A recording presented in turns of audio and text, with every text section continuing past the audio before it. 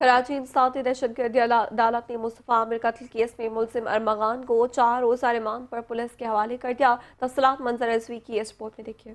نوجوان مصطفیٰ عامر قتل کیس کا معاملہ سندھ ہائی کورٹ میں ماتحت عدالت کی جانب سے ملزم ارمغان کا جسمانی ریمانڈ نہ دینے کے خلاف کیس کی سماعت ہوئی۔ عدالتی حکم پر ملزم ارمغان کو بختربند گاڑی میں سخت سیکیورٹی میں سندھ ہائی کورٹ میں پیش کیا گیا۔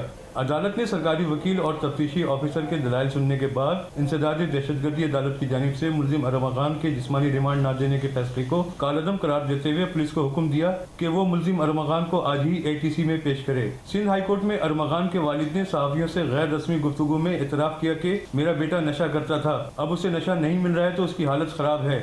ایک ججمنٹ پاس ہوئی ہے جج صاحب کی 12 تاریخ کی، جس میں اس کو جیل کسٹڈی میں آپ کلاس آف وہ کریں، وہ امپلیمنٹ نہیں ہوا۔